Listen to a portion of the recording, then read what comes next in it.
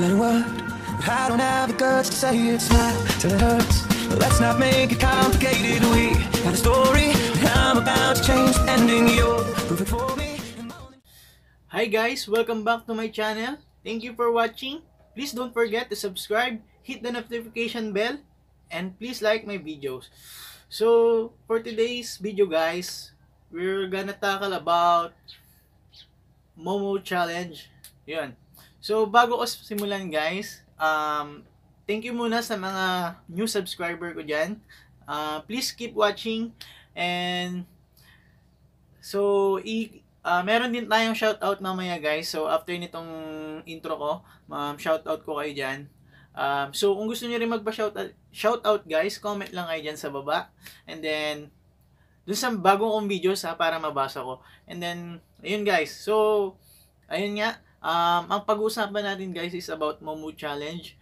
So, medyo alarming to para sa akin guys.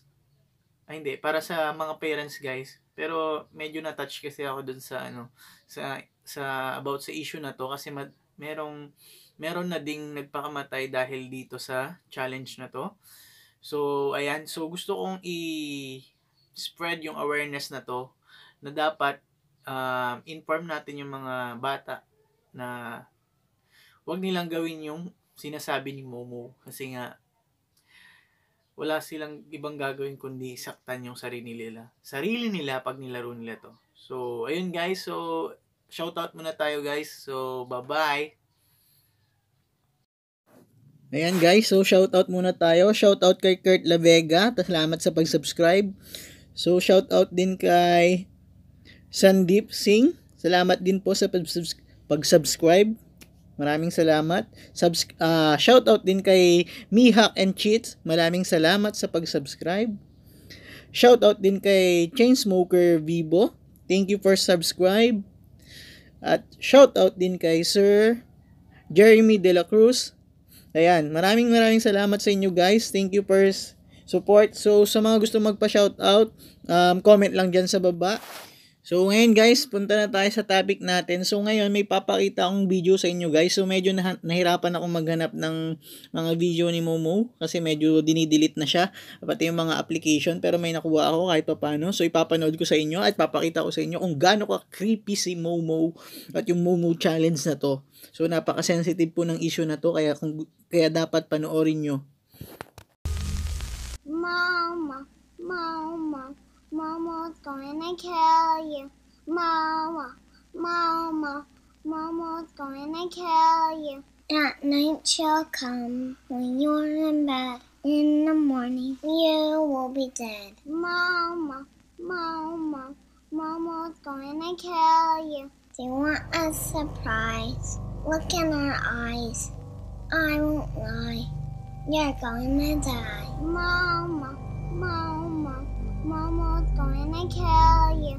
And you don't believe your future's just made of stone. She will get you when you're home alone. Mama, Momo's gonna kill you. Ayun guys, so nakita nyo nga yung video. So 'di ba napaka-creepy. Doon pa lang sa simpleng video na yon, kung sa atin normal lang yun, pero sa mga bata hindi.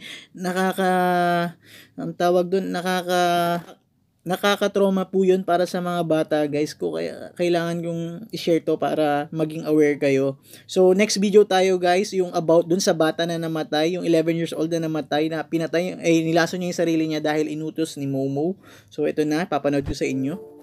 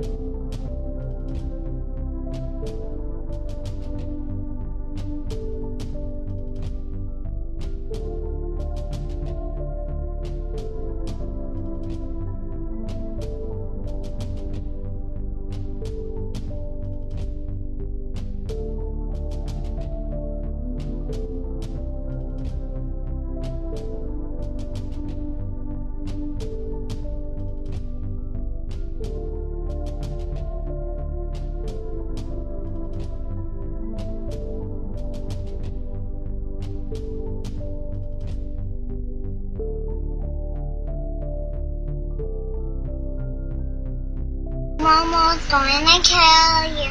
Mama, Mama, Mama's gonna kill you.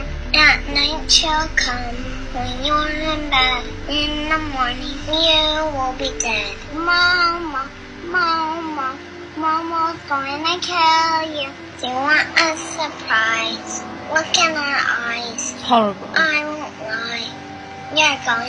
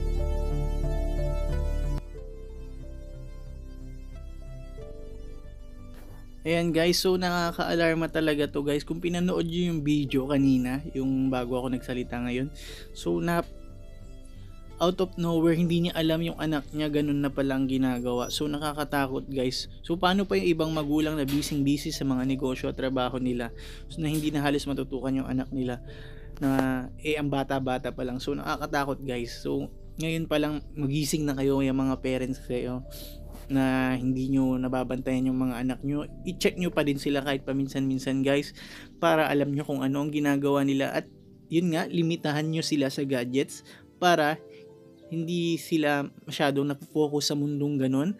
Syempre mas maganda pa rin sa outside world kung saan nakakakamit sila ng mga kaibigan nila. So yun lang ang may papayo ko guys. So hindi lang pa yun guys, so meron pang ibang games na hindi lang about kay Momo Challenge. Meron din yung Blue Whale Challenge na sumikat na noon at parang bumabalik-balik lang siya. So ito yung may 50 days na limit ka para gawin yung 50 challenge na yun. So napaka-alarming guys. Meron yung challenge dun na wala kang kakausapin, tapos maglalaslas ka, may curve ka sa balat mo, ganun. Nakakatakot guys, na nakaka-alarma talaga. Hindi ko alam kung anong mararamdaman ko. Naawa ko dun sa mga bata na hindi nagabayan na umabot sa time na ayun nga. So tsaka alam mo yung sitwasyon na yung sa murang edad ng bata, papapiliin sila nung game na to, na kung di ka sumunod o hindi mo tapusin tong game na to, sasaktan yung magulang mo. So nakakatakot guys. Ayun guys, so ayun nga, sana may natutunan kayo sa video na to. Salamat sa panonood, salamat sa pakikinig sa boses ko. So ayun nga, so alam ko may natutunan kayo at sana i-apply nyo to sa mga anak nyo, sa mga kakilala nyo kung wala man kayong anak, or kahit kanino na pwede nyong mapayuhan nito, dahil nakaka-alarma to. Pero thanks God naman, kasi medyo binaban na nila yung mga videos ni Momo at saka yung mga application na medyo brutal, at marami na rin nagre-report, kaya thankful tayo sa mga taong yun. So ayun guys, thank you, maraming salamat sa panonood. Please don't forget to subscribe, hit the notification bell, and like my videos, and abang lang sa mga bagong videos. So